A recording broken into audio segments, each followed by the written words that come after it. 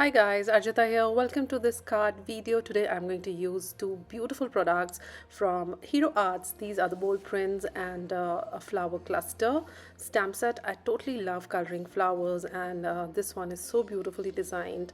And this one is called Peony Bunches. So I'm going to stamp it on my Arches cold press watercolor paper using some distress ink and antique linen, and using my MISTI. I'm going to stamp it twice so that I have a very good impression to work with.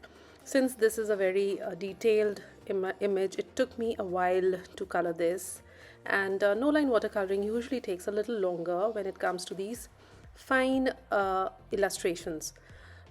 For now, I'm going to use my Daniel Smith watercolors with this image and a normal paintbrush to color this.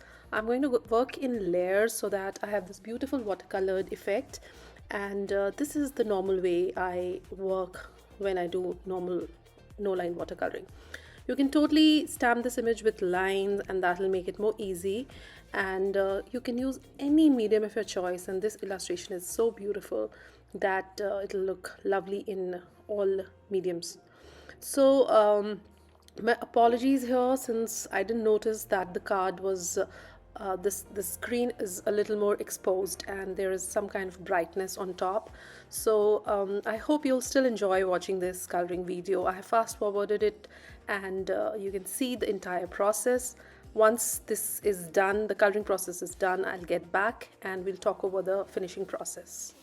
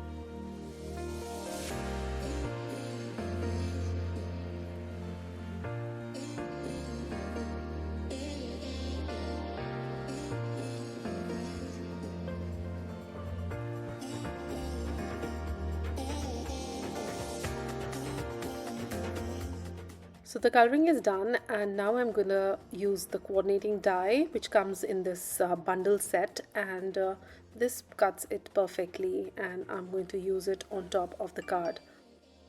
So the first phase of the card is done, and now let's begin the background. For that I'm going to use my bold prints overlapping hexagons pattern, and I'm going to place it on my MISTI and use some Versamark watermark ink to do the stamping. I plan to add some clear embossing powder on top of this brown sand colored card, and I'm going to just press it nicely and have a good impression of this beautiful pattern.